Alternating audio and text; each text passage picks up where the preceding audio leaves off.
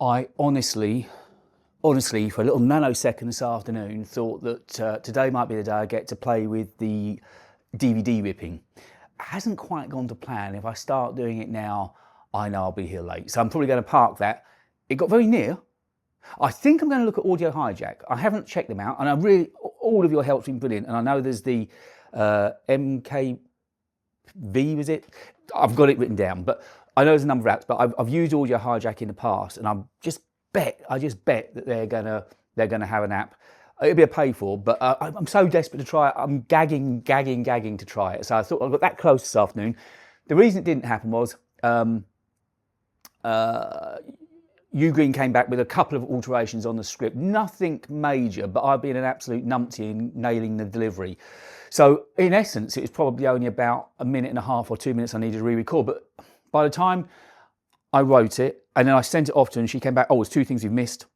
Then I sent that back. By that time she'd finished, but I'm sure the alterations I've done will be right. So by the time I then came in this afternoon, scripted it, wrote it, practiced it in front of the teleprompter, and then got it done. The time has just marched away with me. It's amazing how long this stuff takes. It really is. I mean, I'm not a good reader. Ironically, I know I'm a writer, but I'm not a very good reader, which doesn't help with a teleprompter. But anyway, it's done now. I've got it done in Final Cut. So I've sent her the final PDF, which hopefully I'll wake up to tomorrow and she'll say, yep, that's fine. And I've done all the B-roll. All the B-roll I shot on Monday was great. It all works. So that in Final Cut is kind of there now. I just need to put some graphics on it. And because I did have to slightly move the fill light behind me yesterday when I was shooting B-roll, it's very marginally different colours. The chair, the stool, I've got, as you know, I've got a beer mat marking exactly what it was. This tripod hasn't moved at all. The key light hasn't moved at all, but that fill did. So the back wall is very fractionally different. And if you're really keen, you'll notice that there's a spot of jeans showing in the bits I've done today.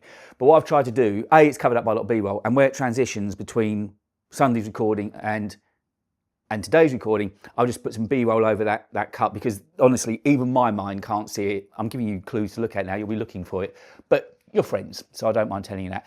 Anyway, I think that's done. So then the only thing I've got left to do for that, tomorrow morning I will do also all the graphics and all of that stuff. I need to shoot a thumbnail. They give me the discount code, so then it's just getting some tags and hashtags from them, and hopefully, I can send her the video tomorrow. I'm really hoping that if I can get the video to her tomorrow, maybe before she finishes work, they'll approve it in time for Friday. Because again, I'm in that conundrum that if they don't approve it by Friday, I've spent all week working on this video, I don't have a plan B. I haven't got another video. I'll worry about that at another point in time. Something that's been vexing me, but I will get around it, is I've mentioned I'm up at Lord's this Sunday with my daughter. I can't not vlog. And it's troubled me as to how I'm going to vlog. I think I know what I'll do. I want to take as little kit with me as possible, because basically it's kind of a day off. I'm going to try and go off early and take those tube shots, but having worked out I need to be at meet up at 9:30, quarter to 10. It's going to be a really early start on Sunday if I try and get anything done beforehand.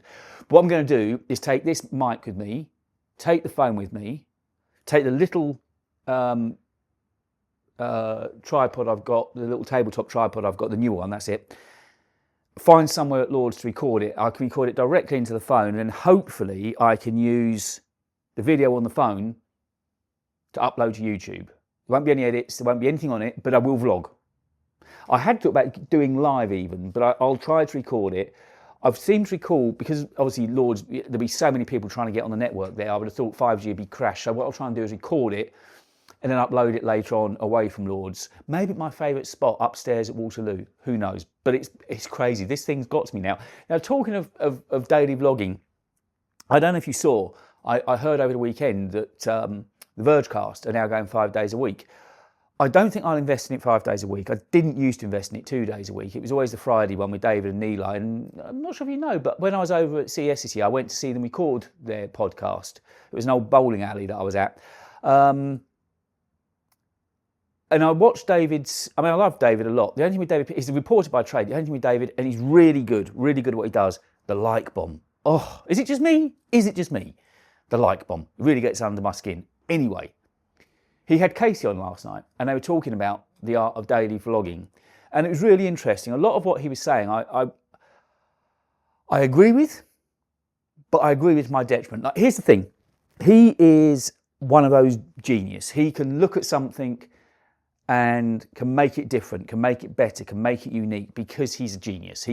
I'm not him. I never will be. He is one of those few, which is why he's at the very top of his game in what he does. The fact that so many creators try to copy him and do the walking with a cup of coffee thing, and you can't imitate him.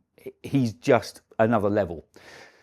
But equally, where I did agree with him was when he said he didn't want to go chasing the algorithm. Now, because I'm very mediocre and run-of-the-mill, not chasing the algorithm possibly hates me. Yes, I always try to have a little bit of a hook, but I'd rather tell a story. It was once said to me that rather than being worried about my age, use my age. And I'm trying to lean into that and be different, be authoritative, and be more mature and deliver a different cadence in a different manner.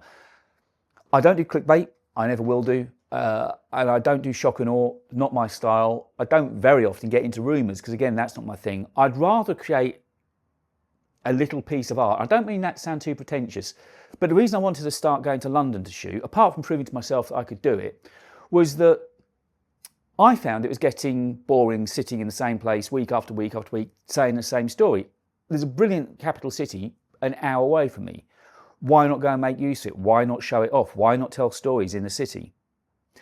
And then, you know, we see Casey, we see Canupsi, we see these people, Anthony Gugliotta, I think I've got his name right, Pete McKinnon, Matty Hyde, they all show where they live. And I love that. I absolutely love it. You're still seeing a kit, you're still getting stories. And in some instances, you're seeing it better because it's actually being used. And when Casey was saying that, you know, he couldn't give a crap about looking at analytics, I don't spend that long of a time looking at analytics. Early on, I used to think that I should be, and I was wrong for doing it. But if I'm merely going by numbers, then I won't be making videos that I think are entertaining. And the reason I never use scripts, apart clearly from these sponsored ones, is because I know I can tell a story and I'm getting better at it, telling a story. And the getting back to the daily vlog, that has really helped. I've told you that time and time again, because it's reps. And even though I've been doing this for 5 this year? 5 this year, I think, 5 in September.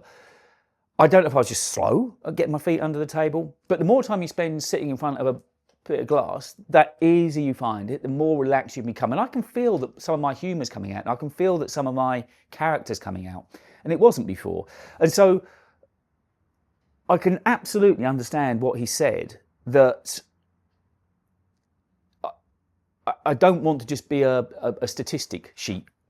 And that's what I've made a point recently in saying in some of the videos, that I don't just want to read specs off a sheet. I want to try and tell a story. I want to try and be entertaining. If you haven't seen it, it's worth watching what Casey had to say. You know, he freely admitted that a lot of his videos are about nothing. And that's an art, because we sit and watch his videos about nothing because they're interesting. And if I can't get a video out this week, I haven't got time to get into London. That's the problem. He lives in New York City, so he's out of his front door and he's there. For me, it is still 25 quid return, plus lunch, plus an hour each way. It's a day's investment. Now, if the rest of this week goes well, and you green light what I've done for them because I've worked all weekend, yes, there's theoretically a chance, if I could think of something, I could hack into London on Monday, and sorry, I get this right a minute, on Friday, and make a video about something. I'm beginning to think these vlogs, like I had Happy on the other day, and like I went over to Carlo's the other day, I might just start talking to people, because in London there's always people, there's always something going on, there's always characters, there's always life, there's always atmosphere. It's around me, and that's the buzz I get out of going. Whether I can bring that into this main video or not, on the main channel, I don't know. But it's certainly something I'm thinking of, because I don't want to just be another tech channel. I want to be a tech channel that is living, breathing, showing you energy, giving you a reason to watch, I suppose. And the Honor video's done all right, and that was all shot on location. The MacBook Neo video's doing all right, all shot on location. And people recently have been saying, I'm looking forward to seeing where you're going to be this week. And that's the kind of angle I want to go. Okay, it's going to be harder in the winter, it means it's shorter days. I've been through, I started doing this sort of late last year, so I have, early this year, so I have been used to just short days. But hey, I've got 5 months ahead of me still of long days.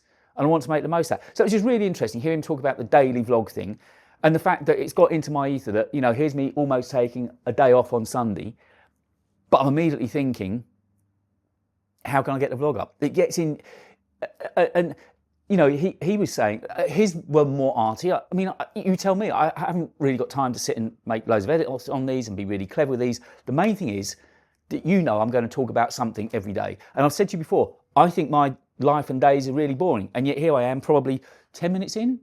Yeah, 10 minutes into recording, and we've had stuff to talk about still. So just my take on it. I mean, I don't want this to stop. He did apparently 800 days straight. I think I've only done about 60 or 70 days straight. But I haven't missed a day. You remember I used to take weekends off. I haven't done that in ages. I always find time for it because it's easy, relaxing. I enjoy it. And although we're tiny, I've still got this belief that it could go somewhere. And is it purely for that reason I want to take off? No, it's not. Would I like it to? Absolutely. It would just be a nice nod that I'm doing something right. Because as you know, if you watched this in the beginning, it was reading what was being said at the beginning of the year, that YouTube liked this kind of content. Well, we're seeing that it's not a walk in a garden. You know, I'm putting the reps in, but now I've started doing it. Whether those results come or not, I'm enjoying doing it. How long can I keep it every day for? I don't know, but I've done it this far. There's no reason not to stop. The camera travels with me wherever I am. So the other thing I'm going to do at Lords is take the 3-600mm reflex lens in, because I think I'll be able to see the players' faces. So I might be able to get some quite interesting shots with that telly lens up at Lords. And the only couple of things to mention are, Wondershare are pushing for me to do something, and I've basically said to them, some of your apps are not going to be as interesting as others. It's just the law. It's the law of the land. The other one I did about getting into an iPhone, we'll leave aside the ethical issues. I don't want to talk about that, but you know exactly what I'm talking about, was clearly of interest. Google, for whatever reason, will not let me promote their videos. As a company, they will not let me promote their companies. So there's a reason for that. I don't know what that reason is.